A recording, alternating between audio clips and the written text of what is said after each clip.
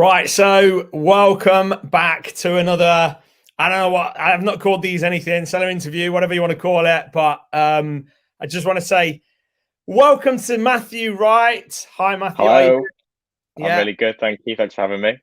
good, no worries. Thanks for jumping on. I appreciate it. So I want to give you a brief intro, and then I'd like you hmm to introduce yourself. So just so if anybody goes, who's this guy? Who's he talking to? A So, random guy never heard of yet. yeah, because I think a lot of these interviews I've watched other people do, it can go the whole way, and you're like, why are you talking to this guy? Well, you're not just a random Amazon seller, are you? You are what I class to be, I don't want to put a label on it, but you're not your everyday beginner seller.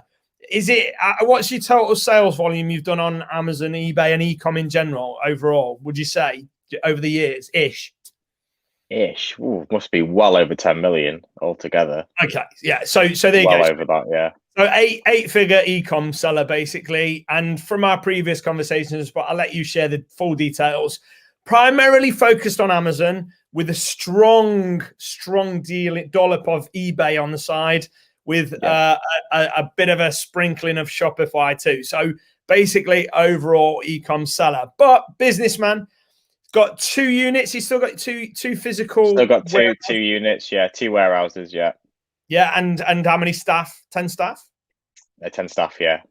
10 staff. So 10 staff, two warehouses, over 10 million in total sales. What's your yearly sales volume ish? Is it two? About two, yeah. Sometimes just Right. over. Sometimes just over two. Right. So Yeah. there we go. Got it out of the way. We know who we're talking to. This is Matthew Wright. He's a good e-com seller. He knows what he's doing, and he leverages the e-com platforms that you, whoever you are watching this, can leverage too. If you're just selling on Amazon, well, you should probably be selling on Amazon, eBay, and we'll touch on that. And if you're just selling on Definitely. eBay and Amazon, there's an argument for selling on your own platform like Shopify or something. Right. So Matthew, let's kick off. Give us a brief overview, 2-minute version of your history. What brings you to us today? How did you go from little Matthew that just squirted out and off the bed now? So I started properly selling online in about 2011, 2012. I was one of the first people. I actually got an invite to join the FBA program back in 2011. So I joined very, very early on. And FBA back then, nobody was doing it, and it was incredible. So I started doing that because at the time I was a uni student. I was selling on eBay because I've been selling eBay for many years. But then I sort of, that's when it sort of took off, was when I joined the FBA program. Started with the Amazon, and obviously they did all the shipping and fulfillment, and then it grew and grew. Then I left uni the following year when I graduated, and then I went full time on it. Took on two staff in the first year, it's 2013, and then we started, did about 500,000, then 750,000, and we just grew and grew and grew to where we are today. We're doing multiple 7 figures. Like I say, we've got two dedicated warehouses, about 5,000 square foot over two sites. We've got 10 staff. We sell on two eBay accounts. We sell on Amazon. And we've also got our own website as well as doing a few other sort of like distribution lines.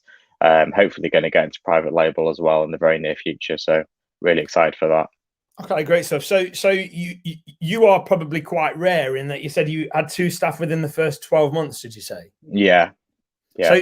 So obviously a lot of people that will be watching this that maybe sold on Amazon successfully for maybe 3-4 years still don't have any staff, and there's you going into two staff straight away. Can you explain to me and the audience what made you take that leap? What was it? Was it necessity? Was it a desire to scale fast? What was it? Yeah, so I did a business degree, and I always wanted to run my own business. So I think partly I was partly lucky, I suppose, in the terms of I was 21, I had no commitment, so there was no risk. So I just went, let's go for it. Let's just take people on. Let's just try. I made the mistake of employing my friends. That was not be something I would do again. I would not advise people to do that. Sometimes it works, most of the time it doesn't. So I took on two of my mates, but it did grow, and eventually it's grown into what it has done today. But I think I just took the risk. I just went for it. A lot of e-com, it's just a case of, the business in general is you just need to just try it, minimize your risk, but just go for it. So Did you start with a lot of cash then? Because a lot of people will say, well, I couldn't get 2 staff because I don't have the cash flow to buy enough stock to make the sales to even justify it. Or was it a bit, how did you finance it in the early days? I started with 20,000, which I had in savings. So I won't lie, that's how I started it. You could start it with, but then I don't forget, I've been doing this for a few years prior. I hadn't just started it off the bat. I went full time in 2013. So I built up a pot of cash.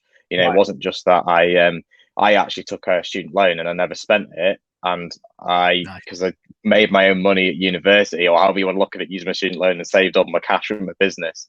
And that's how I had this money. So I did 3 years of uni. I lived at home, took out all the student finance, and then I reinvested, used that to pay for my education. And then I used all my profits from the business to go straight at it full time when I started out of uni. Sweet. So have you had to pay that back yet? Has your student loan been paid back or not? Not quite. There's a bit left on it.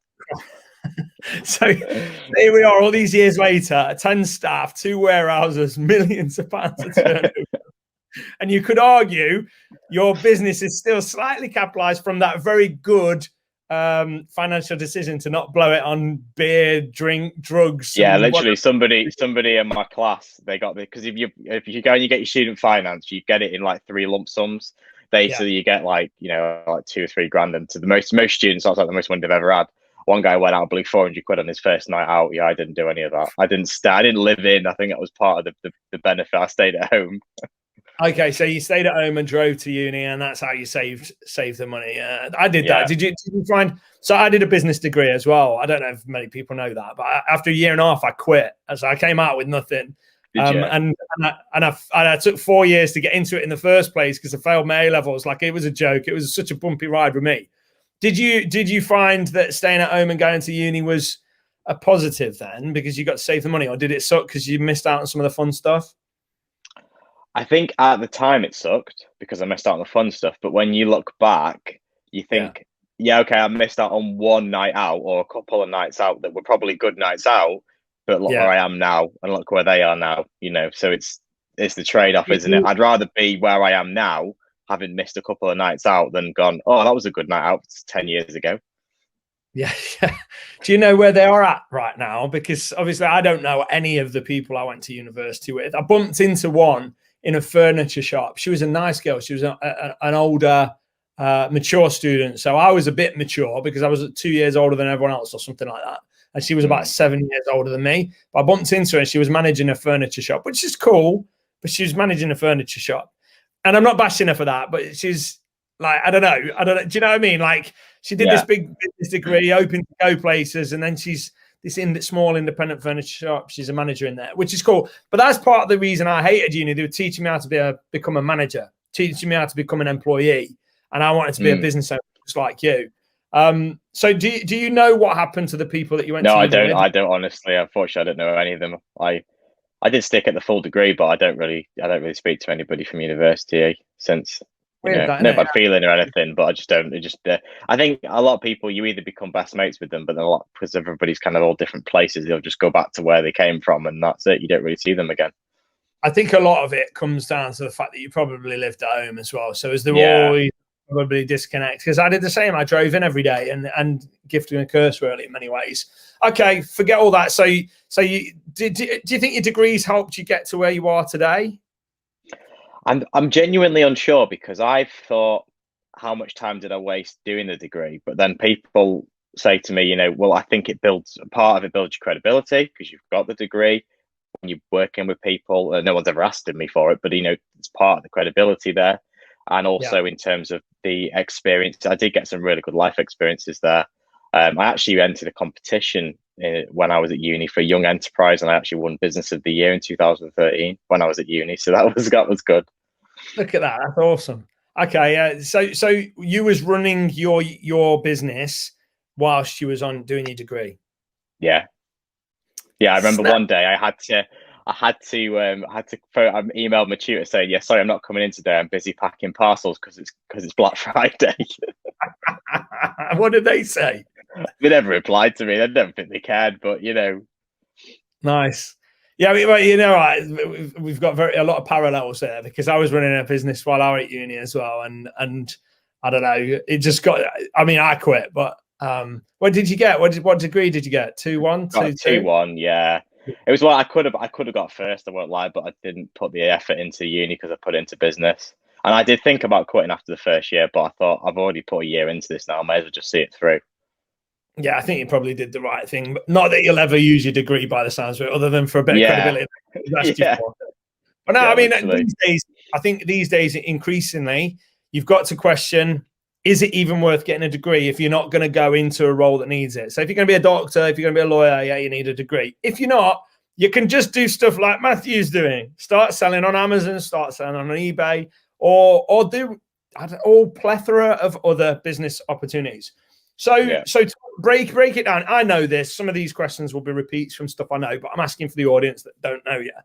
What's your breakdown between your businesses from Amazon, eBay, Shopify? What percentage wise, and has that changed over the last year or two? So Amazon is our biggest. It's changed quite significantly from last year because Amazon used to also have a lot of European revenue. It used to be really big in Europe. Unfortunately, we've lost a lot of that revenue. Now we're about getting back into Europe. It's every day there's a new hurdle. So hopefully we'll be getting back into Europe in the next couple of weeks because we've got all the Euro numbers and the compliance sorted out now. So it used to be that Amazon was quite a lot of the European business as well. So the European business has pretty much died a death now. But Amazon represents sort of about 40 to 50% of our business month on month, depends on the month. eBay is about 30%, and then the website's about 20%. Although the website is almost at the stage where it's going to start overtaking eBay now because it's really starting to take off the website. Wow! So that's a Shopify thing, is it? That's our Shopify website, yeah. Oh, your eBay is pretty impressive. So a lot of people watching this have probably just got an Amazon income stream, and in reality, you've got Amazon. And your eBay is almost as big as your Amazon by the sounds of it. If you're talking 40% in them low months on Amazon, but 30% of it's eBay, you're getting there. And then Shopify is catching up. So whereas most people have just got one income stream, you've got three, and you're more diversified against anything crazy happening, which is cool. Just revisiting the Europe thing. I know a lot of people watching this, especially experienced sellers, will be asking questions about Europe because obviously, go back a couple of years. If you was a UK-based seller on Amazon, it was very easy to sell into Europe. It was very easy. And a lot of people's 50% of their Amazon sales, even if they were based in the UK, was often to Europe. So, and I think weren't yours about the same? Was yours about 50%? It's about 25% of the Amazon revenue came from Europe. So it was a fair chunk. It was sort of 50,000 euros a month. It wasn't small change. On those volumes that you're doing, it's a lot of money to lose. Yeah, I've spoke to sellers that like 50% of their business was Europe, and obviously having come out of the European Union, EFN, European Fulfillment Network, going away, there's been a lot of like talk and a lot of wondering as to if ever Amazon sellers are going to be able to sell into Europe again. Now, I am doing a talk tonight on Never Mind the Buy Box at 7 p.m. UK time in Secret Wealth Project with Mark Corley from Passive Tax, who says, and I'm not trying to make it controversial, and I just want to get to the bottom of it because I know that I'm going to have to talk to him about the details of it tonight. So I don't know if he'll actually go, yeah, but there's X, Y, Z, and you can't. I don't know. But on the face of it, he seems, when I briefly spoke to him, he seems pretty quietly confident that Europe is going to come back for Amazon sellers. Again, I don't know the details. He might change what he says tonight, and I don't know, and I might be wrong. But what's your take on it, Matthew? Because obviously you're a big seller. You've had a European focus. You're interested in getting back to it. You said you're almost there. So what's your take on it? So our take on it is really to do well in Europe, you need to have a partner inside Europe. Everything I've found is that I said, I don't know what Mark's going to talk about. I know there's a massive load of changes on the 1st of July. So I'm guessing it's related to is it the one-stop shop VAT thing, I believe, that's coming out. It doesn't really affect us because we have VAT registrations in 8 European countries already.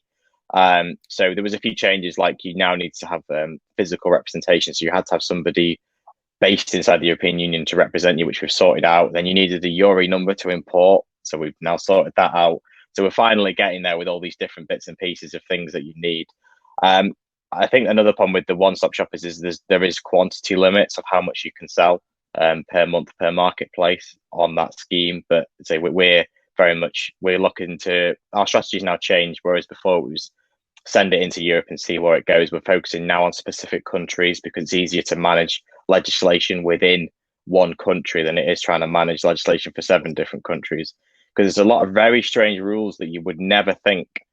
For example, we got stung because we sold a non-DAB radio into Italy, which is against the law in Italy.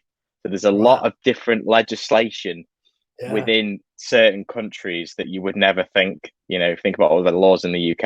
All these each different country's got its own laws. So we're going to focus very much on the German and Italian marketplaces because they're our biggest marketplaces, and then we'll probably we might even close certain marketplaces now, because on the old what was called Pan EU scheme, you had to be registered in at least 5 countries, whereas now you only need to be registered in 3 to be eligible for Pan EU. So we might just stick with Germany, Italy, and Spain, because they're both either our biggest. Germany's our biggest, and Spain and Italy are our most profitable because there's a bit less competition there. So we're probably going to focus on the 3 marketplaces rather than trying to sell into every European country.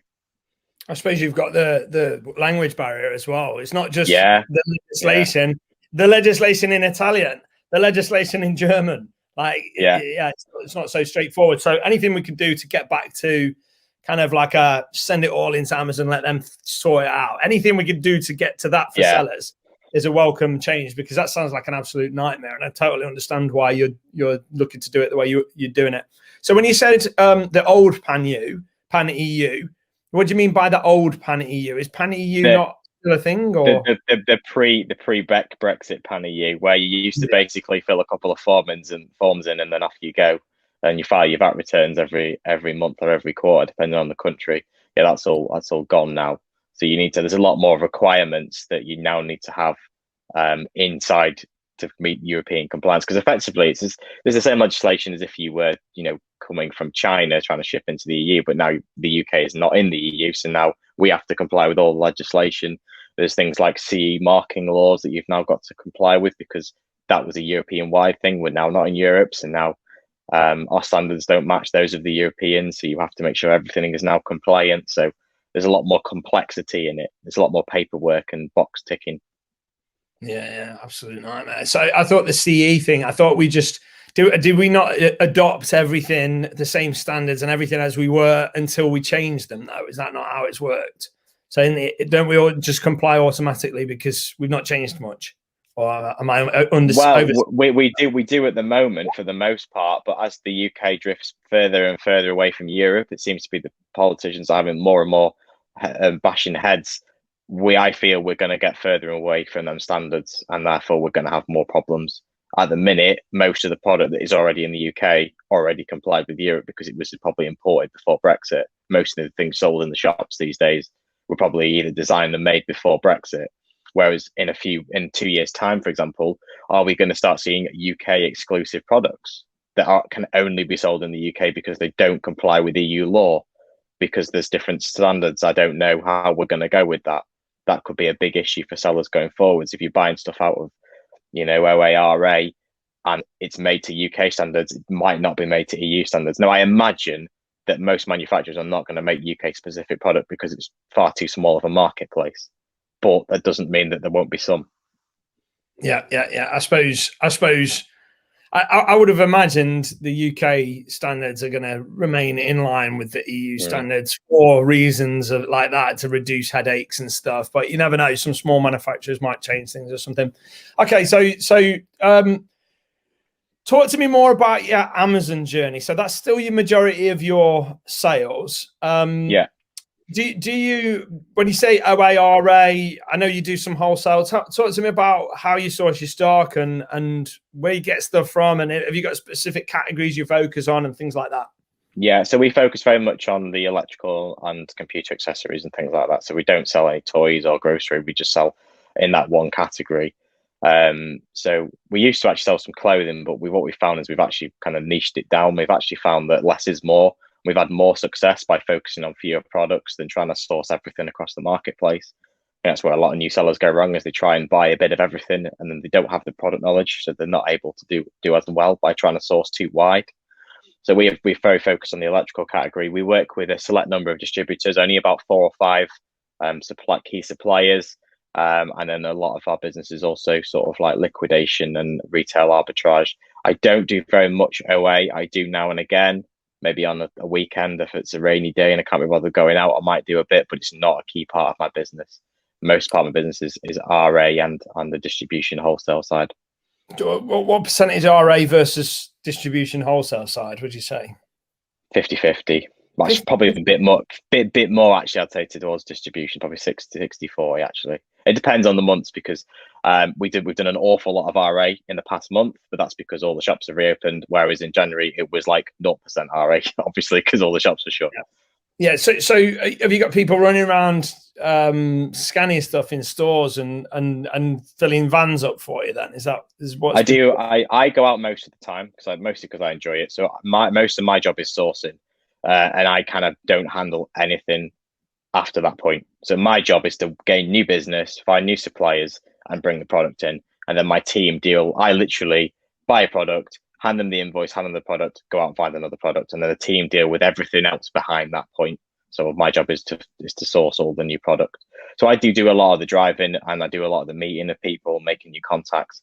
But we're very strategic in what we do. It's not just I don't just go to a random shop on a random day. It's all pre-planned. We learn when the sales calendars are. We get insider information. We speak to people in the stores when the sales drop in. We often know the sales started before the staff do. So we will go in and buy a product and they haven't even marked it down in price because we know it's already on sale and they didn't realize it was that price. And we have a very much of a kind of like a rinse and repeat strategy. So we focus on, say, 10 products that are on sale and we go around all the same shops on the same day and buy the same 10 products and just fill the van with 10 or 12 different product lines by just rinsing and repeating the process. And that's on the RA side of things. That's on the RA side, yeah.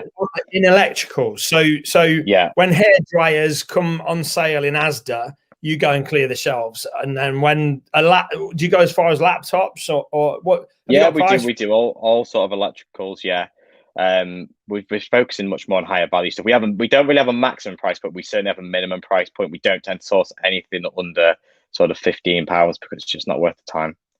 And even if it was £15, it would have to be in bulk to be worth it. We probably have to be looking at most of the low value stuff comes from distribution because we can buy 200-300 and make £1, £2, £3 on a product. If it's RA, it's usually the minimum price point is about £50 to be worthwhile to make the margin on the product. So you're literally selling the products that I've seen most FBA coaches running around telling people for years, stay away from electronics, stay away from high value electronics. Literally your niche is carved out in the stuff that everybody else says don't sell. That's why it's my niche, because nobody else sells it. Absolutely. So I mean, obviously from their point of view, I used to sell some high value electronics back in the day on Amazon, and there's nothing worse than you spent £200 on this weird little underwater GoPro style camera thing, and then 6 months later it comes back and it's been used. It's got a blooming piece of a cornflake stuck out of it. You can't resell it. And it's like, they've used it. They've abused it. They probably took it on holiday or on some travel trip and then send it back to you. How do you feel when that comes back? And I don't deal with it. That's why it's too emotional because you've invested your time in sourcing the product. It's your money. I don't deal with any returns for that reason. My staff obviously look at it completely differently. To me, it's not their money. They follow a process. So I don't deal with any returns for that reason, because otherwise I start emailing customers and calling them all the names under the sun and saying, what on earth have you done to this product? So I don't deal with any returns for that reason. So let's say something comes back with some cornflakes stuck on it and your staff get this return. When you say they deal with it, what is the process? Obviously, there's probably quite a few different things it goes down. But let's say it comes back, it's unsendable, backable into Amazonable. What happens at that point? What will they do with it? Depends on the value of the product. So if it was, say, something 20-30 quid, we usually just write it off. But we put it into public auction, or we would literally give it to somebody or put it in the bin. Yeah. We would write the product off. But what we do, which is very crucial, is we factor this into our margin. So it's already been accounted for. If we source, our minimum sourcing margin is about 50%. So we aim for 60 because we know that 10% of the product is probably going to get written off. So there's no problem sourcing electricals as long as you're factoring into your margins. The problem is most people put 10% on a product, and then if 1 in 10 goes wrong, you've lost all of your profit. But if you've got 50% on and 1 in 10 goes wrong, well, it's only made your margin 40% rather than 50%. So we factor that in. If it's a very high value product, we would then try and resell it on our. We've got two eBay accounts, and we put it on the returns eBay account if it's high value products, and just discount it and try and get our costs back, or maybe even a small profit if we can. Is that what you usually see when you put it on eBay? When it is some cornflakes stuck stuff, would you literally get your money back? Is that typically what you see, or do you sometimes? Yeah. Typically, you get your money back because we buy right. If you're buying it right, it's not hard to get your money back. It's when people are buying it too expensive. That's when it all comes down to the sourcing. It all starts at the start point. If you're buying it right, you've got the margin to sell it. If there's a problem that comes back, you've still got the margin to resell it. If you're buying it too expensive, that's when you're going to come unstuck because you're going to start having losses. So it's not a volume game, even at your level where you are doing volume. It's not a volume without profit game. It's very much a balance. We are very focused on margin. I would rather source 3 products in a day that made me 6-7 times my money than I would rather source a pallet of stuff that made me 20p a unit. Because if you think the problem at the moment is a lot of people saying, well, more sales is more profit, but it's not. More sales is more costs. Yeah. So we have £2 million of turnover, but we're making £1 million off that. You could have £2 million of turnover and be making 20p off that. We're very much a margin-based business, and we focus on margins, and we run margin reports. We don't run sales reports, and we don't run, we're not looking at big numbers because it's about the bottom line really, rather than the top line. Yeah, that's cool. So obviously some of these brands might be restricted to your average small seller. Are you mostly selling brands that anybody could sell, or are you selling brands that you can sell because you've got permission, or how's that work? I'm not sure because I've been on Amazon for so long now. We've kind of got access to everything. I don't think there's anything we can't really sell that anybody else. I think some electricals are gated. I do know that. We have pretty much authorization for everything, and we do buy a lot through distribution channels. We often buy the same thing for distribution as we do through retail. We'll buy it cheaper at retail, but we can get authorization through distribution, and then buy the product at retail at a cheaper price point. God, look at that. What? So you'd have the relationship, buy the stuff for the relationship and for the kind of paperwork, but then go source it cheaper because they've got it cheaper in the normal stores. Yeah. Or what we might do is if we have a good product on clearance, it's in a retail store, we would go out and buy it all, and then we just go to a distribution partners. Right, we're looking for 50 of these, and then we just buy them from whoever's got them, and then get the approval that way, and then sell all the retail stock. So is that generally what Amazon are looking for then on these big brands? They want what is it they're looking for? Because permission to sell something, does it have to come from the manufacturer itself, or does it have to come from? Usually on a brand, it's you have to buy 10 or more of a product, and it has to come from either you have to have a letter from the manufacturer so you can sell it. You have to have a manufacturer's invoice if you're buying from the manufacturer, or an authorized distributor invoice to get approval on those products. And is that usually enough for Amazon to go, okay? Yeah, it's usually enough to get approval. We've never not got approval off distributor invoices. How do you get your foot in the door? How do you get your foot in the door with these distributors or manufacturers? What's the process look like? Well, first you've got to find them, because none of my suppliers are on Google, so you're not going to find them. So it will take a lot of time. It's probably taken me realistically 5 years to build my contact network of about 10 distributors. So that the key ones are not ones you'll find on Google's, and they don't have websites, and they send me all my offers via WhatsApp or email. That's how I get all my offers. I don't get them via websites. I don't go trawling through wholesale websites. So that's the key thing there. It will take you a lot of time to do it, and honestly, you're going to need some cash because you've got to appear serious. Now, they're happy to sell to most people, as long as you're a VAT registered business, but you're gonna have some money. There's no point. They only want to sell to people who've got money, essentially. So you are going to have some kind of funds there. You can't just go with 50 quid and say, I want to buy 3 of them, because they're not going to deal with you. They want to sell hundreds. That doesn't mean, though, that you can't.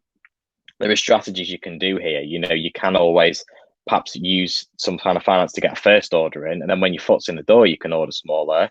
Or you can always say, well, we're ordering you can make yourself look bigger and say, well, we're just ordering a trial order, and then maybe never actually order a bigger order, and just keep building up the relationship that way.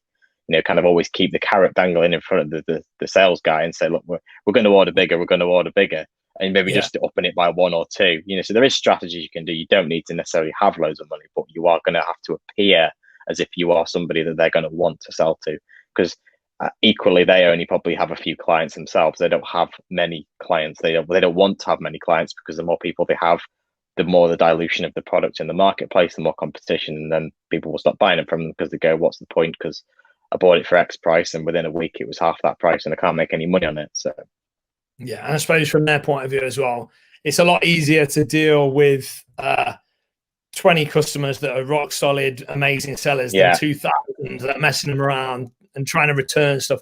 I'm guessing you can't return at that level unless it's the manufacturer's fault. Well, you see, you kind of at my level, you do usually get some kind of warranty on the products, yeah. Right. So actually, the higher up you go, the returns policy gets more generous, is what you'll find. The closer you get to the manufacturer, yeah, they'll won't give you a refund, but they'll let you erase what's called an RMA, return to manufacturer authorization, and they'll give you a credit on your account for faulty stuff. Oh, that's interesting. I would have thought it was the other way around, but that's cool. So the wholesalers are the ones that don't offer the warranty because they're not getting the warranty. It's the manufacturers will. If you've got good relationships with direct distributors and manufacturers, the same people that the supermarkets buy off, then you'll get the return. Because if you think about John Lewis, Curry's, Tesco's, they will buy something and then they will send it back. If you return it to them, then they send it back to their manufacturer. They've got that agreement in place. So higher up the chain, it's actually easier to return product. So you said 5 years, but you can't find them on Google. So presumably if somebody stares at the computer for 5 years, they're not going to find them. So have you got any tips for foot in the door, first finding them? Are they in trade directories? Are they from contacts? They can be in trade directories. Most of them come from contacts, other contacts. You just chat to people, conversation, meet people at trade shows, name drop. People will name drop. Oh, did you buy off so-and-so? Write that down straight away. Did you get often suppliers, because suppliers, it's like a very niche network, and when you get in with one supplier, they might name drop a few people, maybe inadvertently. Write that name down, get on that person, speak to people. They might name drop people, and that's how you build your network up. Sometimes it's even as simple as your supplier might have bought it off somebody else and left the label on. I've literally picked up 2 suppliers that way. 2 of my suppliers left the original labels on the packaging, and then I found their supplier that way because they left their original ship address on it. So you just cut them out at that stage. So you just go to them. It depends. It depends, because sometimes you can get better terms. Sometimes buying, for example, one of my suppliers gives me very good credit terms. So even though I know I can buy it off somebody else cheaper, he will give me 30 days credit terms, whereas the person that he buys off has to be upfront immediate payment. So actually, sometimes paying £1 or £2 more per unit is actually cheaper because you can actually get it on credit than if you can't get it on credit. So it's not always as simple as that. And often, obviously, just because, and you don't want to, it's all about relationships, and you don't want to mess up a relationship with one supplier because if they find out you've cut them out, then they might not offer you other stuff they get from other people. And some suppliers get exclusives as well. So kind of best to keep everybody on side.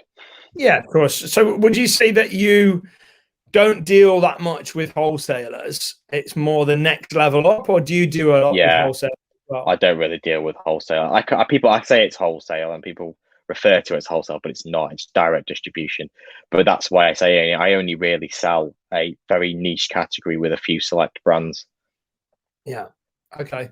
Cool. So rewinding back, that's cool. That's fascinating. I think a lot of people would love me to just talk to you about dealing with direct distribution the whole time, but maybe that's a conversation for another time. Dialing it back, let's go back to your RA game then. So you said that it's not a scattergun approach. You didn't use those words, but I'm paraphrasing. But it's not a scattergun approach. You don't throw the mud at the wall and see what sticks. You don't go around scanning everything in every store. Well, what's that look like then? You talked about the sales before even maybe the staff doing stuff like that. Do you plan out routes and go load your van? Talk to me about your RA. Yeah. So basically, it's all very niche. I work with 5 or 6 retailers. That's all I work with. I don't bother with the rest. But because I've over time I learned the retailers are very consistent, and apart from with COVID, which has thrown a lot of things off. Before COVID, retailer XYZ would always have a sale within a 4-week period, and you knew that was coming. So you knew when to look out for it, and you knew when to get your van ready, and you knew when to get your cash ready. retailer XYZ is always going to have a clearance sale in, August, because that's when they do. So, right, August, keep an eye on this retailer. We had a calendar with all the different retailer sales on, and when we expected it roughly to start. I then basically I will go to my local retailer, I'll then scout the store, I'll find out what's on sale, what's not. Then I will then plan a route based on where I think the product will be, talk to people in the store. Oh, you can even just pretend I'm looking to buy these from a business. Where's got them? Oh, this store's got 10, this store's got 10. Right, there's your route planned out for you. Because nice. what is the best route is not always geographically correct. Sometimes it might be, if I'm going to Birmingham, for example, well, I might go down to London, not because it's geographically closest, but that's because that's where the most amount of stock is. So it's not always about going to 10 stores in Birmingham. I might just go to one store in Birmingham and then get straight down to London, because there might be more at 2 stores in those 2 areas than there is in the entire of Birmingham. So that's why it's very strategically done. So you'll travel as far as that from Birmingham to London. You'll do that just to pick up stock. I'll do that in a day. Yeah. Wow. I've been up to Aberdeen before for stock. So where are you based? For anyone? I'm in Cheshire. Cheshire, and you'll go down to London or up to I go to London for the day on a retail trip. Yeah, easily. So you're not doing this. Obviously, you've already said you're not doing this for like £10 items and to fill a couple of trolleys. I'm guessing when you go, you fill the van, don't you? Well, it's not always. It's more about it's the margin and the profit. So it's not always about filling the van. I will go out for a week with I've got a little Transit Connect, and I love it because you can get in all the multi-story car parks. But I will often go out with a Transit Connect, and I'll fill it with 50 grand's worth of stuff, and I'll make 50 grand on it. But I don't need a huge van because I'm buying it right. I'm buying it at the right price from the right places. So to spend 50 grand in a retail arbitrage trip, how long would that take you? Would it take you the whole week, or would it take you a couple of days, or how long? Depends. I often spend, some stores I can spend 5 or 6 grand in one store. Depends what it is and how much they've got. Some stores I might only spend 500 quid. Depends. It just entirely depends on the sale. Retailer. When you roll up with your 35, I don't know what you sell, but your 35 Pro Beats headphones or whatever. What did they look at you like? Do they think you're mad, or what are they thinking? You got to judge the mood. Some places think you're mad. Some places you just go like, "Oh, you're reselling these, aren't you?" And I'm like, "Yeah." If they're that chill about it. It depends. It's very much retail by retail. They have different policies, so you've got to be. Supermarkets is very much a don't speak to anybody.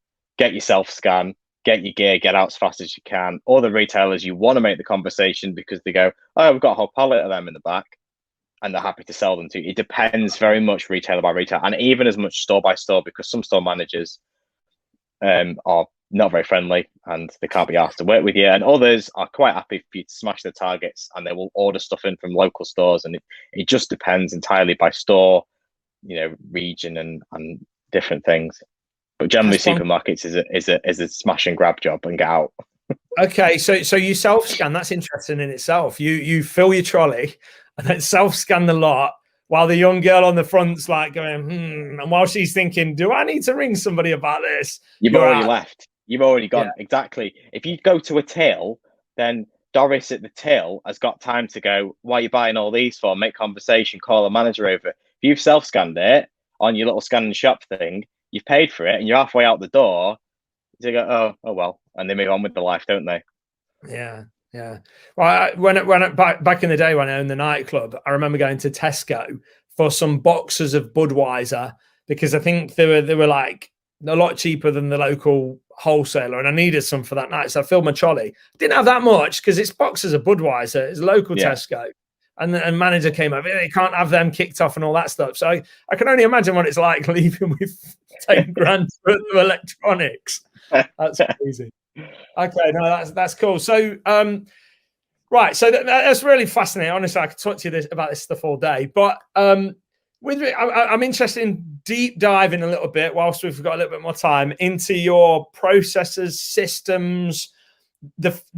You talked about having this team and that you just do the sourcing and then you just hand it over to them. Do you have any of your team doing any of the sourcing on the retail arbitrage side of things, or do you do it all I have my operations guy Neil. He will be a stand-in if I'm unavailable, or if we've got a flash sale and we need to hit multiple locations at a certain time. Then I often might send myself and Colin, there's another of my guys. We will go out.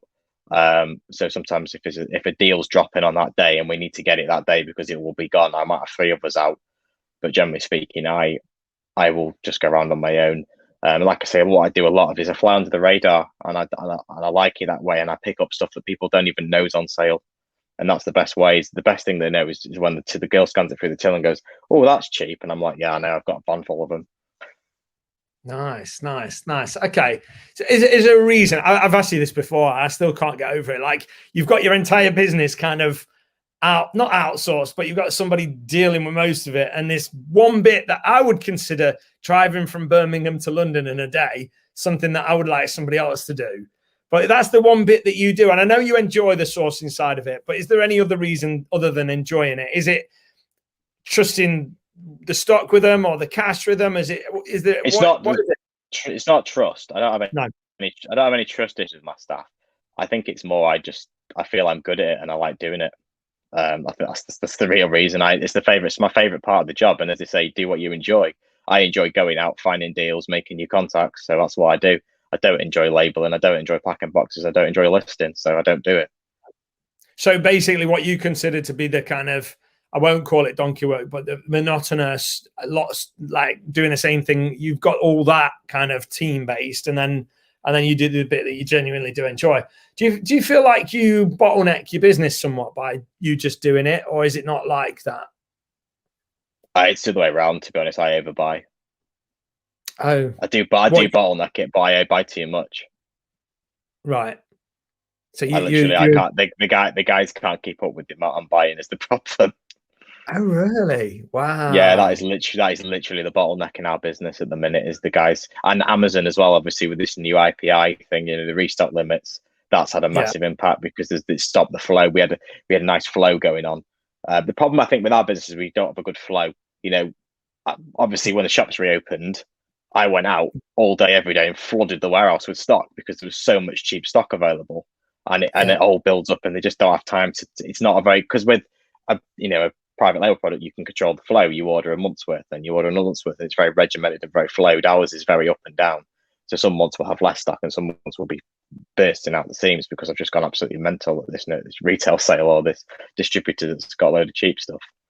Are you FBA and stuff then? Are you merchant fulfilling stuff, if you like? What's the breakdown? We have our own fulfillment capacity, so which we use for eBay and Shopify. We used to be predominantly FBA for Amazon because it was easier. It works better with Amazon. It's not that it's more profitable necessarily, but FBA gets the buy box easier.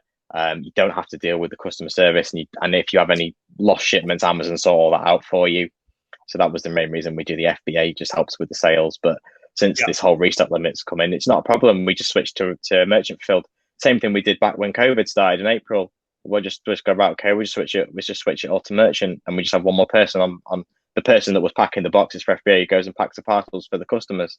So that's the beauty of our setup is whatever happens, we've got backup in place. Yeah. So I know day to day you don't have to go to your warehouse, but how often do you find yourself in normal times? How often did you find yourself going to work, so to speak? 2-3 days a week, maybe. Depends if it's a busy week. So can you? I might have been a whole month without going in at some point. If there's a big sale on, yeah. Apart from just drop the van off and go see you tomorrow for the full van. Nice. That must be nice. So, and you trust the team, they're well enough trained to just be able to deal with it at that point. It all gets done. They're brilliant. And no, they're to the point now where the staff know more about it than me in some respects. Nice. We've got some fantastic staff, and they know their platforms inside out, and it's not me. Yeah. I don't really get involved in the day-to-day bits of the platform because it's all dealt with by them. Talk to me about the team then. So you're on sourcing with the occasional help from some of the others, but after that point, when you've sourced it, who does what? Like, you don't need names or anything unless you want to give them, but like, who does what at what stage? So I've got an operations director. He deals with all the warehouse operation essentially. So everything after purchase. What does that mean? What does Literally, that mean? literally everything after purchase. So he deals with the organization of the warehouse. He deals with, getting the shipments out. He doesn't actually physically do it, but he manages the people doing it. So The he's the shipments. manager of. He's He's manager. manager of everything. Because I'm not there, I can't physically manage it. If I'm in a van in Birmingham, I cannot manage my warehouse. So I have a manager who manages everything, essentially post purchase, and they will manage. They'll because he'll book all the stock in onto the system. He'll allocate it for which platform it's going to. Make sure it's getting shipped.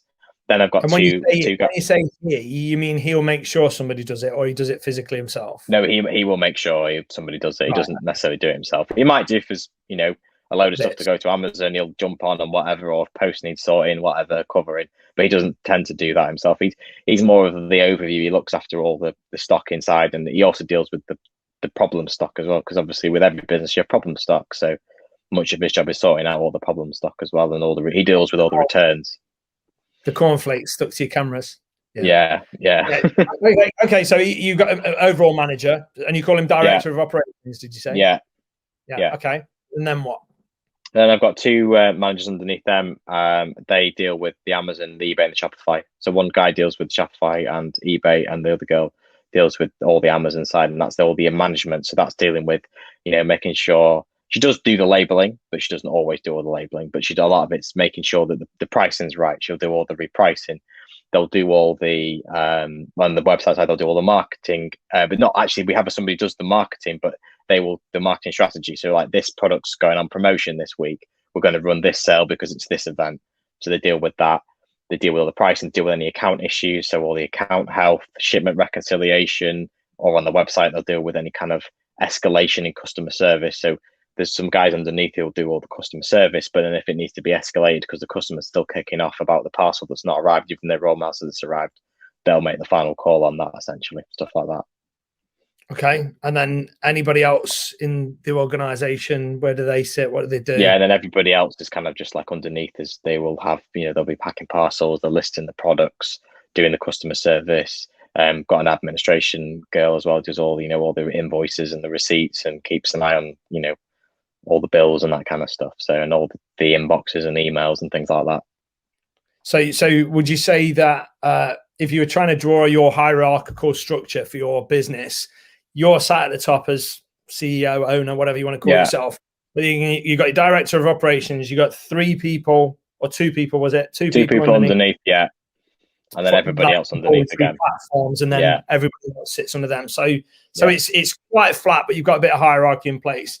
Would you feel lost if your director of operations said, "You know what, Matthew, I'm done. I'm out. I'm going to sit on a beach somewhere and sip Mai Tais"? Would you feel like, oh my God, or do you think it would mostly run itself and you just is it? What I'm trying to say is, have you built quite a, I don't know if the term's redundant system? We've built in massive redundancy. So majority of people are able to multi-skill. So we always have, it's not even that, but Neil, his operations guy, will take holidays. He's entitled to holidays. So I will cover his role when he's off. And equally, if Sam's off, then Neil will cover Sam's role, and and all the different people will cover each other's roles. So there's redundancy within the business, and there's at least one person who can do everybody else's job within the business. So you do a great job of delegating. It looks like you built your team almost from day one, at least day one, are going full time, which is really cool. And you're benefiting from that, which is awesome. With regards to automation or software or anything like that, do you use much software or automations in your day to day or not? Yeah, so we use BuyBotPro for sourcing, because we don't do much OA, so we don't use it massively in that respect. But it's good for what we use it mostly for is repricing product. So we will put up, it calculates all the fees. So if the product needs to be reduced, we look at our cost price, put cost price in, and go, right, well, we can move it to this. So we use it for that mostly, actually, rather than for the sourcing side of it. We use it for the calculation side, because it pulls it directly off the listing. So it's really good in that respect.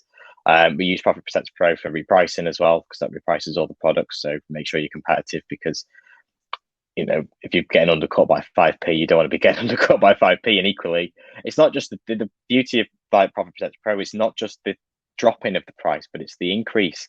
If you've not got any repricer in place and you're the cheapest, your price is not going to increase and you're giving up margin. Some products you can't make money on, that's a fact. But then why would you give up margin on the products you can make money on to cover the losses on the others? And that's the overall thing. So repricing, having a repricer is really, really important for your success, to drive the prices upwards. The main benefit of the repricer is to drive the prices up, because you don't know how much margin you're giving up, because your prices don't change unless they go down. Yeah. Okay. So moving on from all that, because we're going to have to wrap it up shortly, because I don't want to take it much more of your time on. All right. But where do you see your future going, and what are your aspirations? What are your dreams? What are you hoping to do in the future? Because you've established this amazing business. You're still in your 20s, aren't you? Late 20s now. Yeah, 29. I'm getting over 30 this year. Bless you. So you're still in your 20s. You've established this multi-million-pound business, which is such an amazing achievement. And like, most people would be so proud of you for doing that, and I think, oh, great, well done. In your 20s, especially when you could have been peeing up the walls like maybe your mates were. That's great. But what's next? Where do you want to go? What do you want to do? Because surely, if I said to you, when 50, you're still going to be doing £2.5 million a year turnover on eBay, Amazon, Shopify. I'm guessing if you're like me, you'd go, right now it's great, celebrate it. But then when you're 50 in 20 years time or whatever, you'd be like, I kind of screwed up somewhere, wouldn't you? I'm guessing you want more, don't you?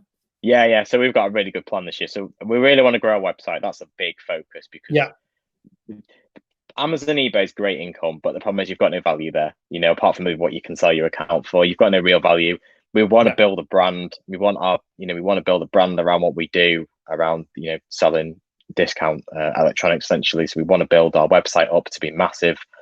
That's our goal for this year. We'd also like to start getting into the distribution side of it, because we've got really good contacts in distribution now. So we want to start supplying to other sellers, building up the distribution side. Because as I said, I've got too much stock, and everybody in my business will tell me I've got too much stock. So I could, help some people out by selling some of them deals on, because I don't want to sound big-headed and say I'm too good at sourcing, but when you do it all day, every day, you get pretty good at it, and you do find a lot of deals, and it makes a really good sense to kind of push them deals on that you can't take. So want to build distribution side. I want to also launch a private label product. That's kind of on the back burner. That's not got a priority, but I really want to launch a private label product. And I really want to do more in the training and education space as well. And, helping people start their own businesses, and whether it be RA, OA, eBay, because my big thing is pushing people to diversify. There's a lot of trainers out there that, selling Amazon FBA, and Amazon FBA is all right. I'm not going to lie to you, but the problem with it is if something happens, you're stuck, you're in a mess. A lot of people have got very low margins, they've been doing good sales. Amazon's gone, right, you can't send any more products in. The whole business has fallen apart. Whereas we've just gone, flick a switch, move it over to self-fulfilled. What I really want to start promoting people is to diversify, build the other platforms. It'll make you more money, and it will help you ride the storm, because as soon as something happens, you've got this very, very fine business model. When it works great. But Amazon owns the platform, and Amazon decides what you can and can't do. With the restock limit, I think it was a genuine thing. They were full. It wasn't done to harm sellers, but it had a huge impact on sellers who had lots of products, because they couldn't sell anything, they couldn't buy anything. So it was massive, in fact. Well, I think there's been a lot of people getting cheap and free money, bounce back loans and furlough money and all kinds of things. And they're just like, they've gone all in and thrown a load of stock, and they've just done the high volume, low margin business model. But I think with thousands of people up and down the country, and probably the world, hundreds of thousands, maybe, I don't know, doing that, I think that alone would have a massive contributory factor to Amazon getting rammed out. I think equilibrium will be restored, and I think Amazon will get back on top of it, but it's probably going to take 6 months, a year to proper get back to where we were. You can't just build a fulfillment center overnight, can you? No. that's the reality, isn't it? They've got to sell through stock, they've got to impose these limits, and they've got to build some more capacity or borrow more capacity or something. But they will get on it, because it's inevitable kind of bumpy growth for Amazon. It's just one of their bumps, I guess. But it's not a bump for Amazon; it's a bump for the sellers. But no, what you're proposing, and I 100% I've been saying this for years: diversify your income. Now, some people read that as try lots of different things and don't focus on anything. That's not what me or Matthew's saying. Matthew has built his Amazon business, or built his eBay business, built his Amazon business, built his Shopify business. And it's not like, oh, I'll have a little tickle at that and I'll have a little tickle at that. No, I've got 7 income streams all making nothing. He's building solid things each time. But yeah, just from a diversification of income point of view, from a Amazon can turn you off, or eBay could turn you off. And you don't hear of it, but potentially Shopify could potentially turn you off. I mean, you'd have to be sounding yeah. Well, we have had problems with Shopify in terms of the payment. It wasn't the Shopify, it was the payment provider. They didn't like what we were selling, so we had to change payment providers. So it wasn't a big issue. It wasn't Stripe, was it? It was Stripe, yeah. It was Stripe. We used to use Stripe, and they've got very strict rules on what you can and can't sell. So we just changed PayPal. It's fine. And actually, sales went up, so it worked out in our favor. Well, so you only sell via PayPal now? Yeah, we only have PayPal cards. So, but people can use credit cards on the website, but we don't use Stripe. So anything you can't do, which I was a bit disappointed about, is you can't use Apple Pay or Google Pay on the website, which I really wanted to do. But what we did find with Google Pay was although it made the sales increase because people would make purchases, we often had a lot of returns because people would make impulse purchases, scan the face, and it's on the way to them. And then they realized they hadn't checked the product properly, they'd ordered it wrong, or who actually our returns went up massively with Google Pay.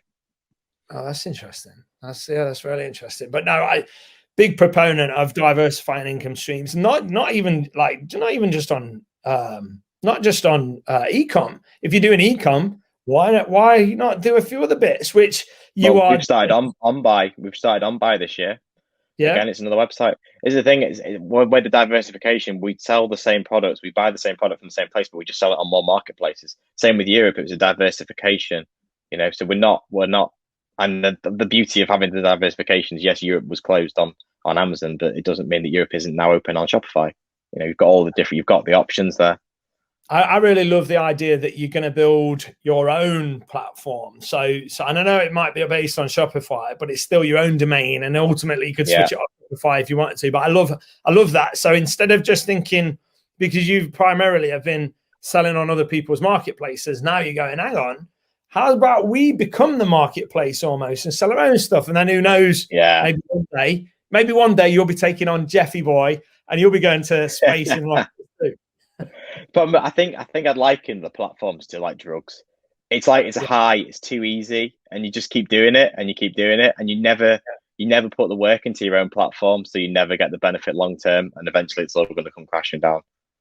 Yeah, but like you said as well, it's difficult to sell an online arbitrage business. I'm not bashing online arbitrage. I think it's a great business model especially for beginners to get into, and then people scale it up and do it for years and they love it.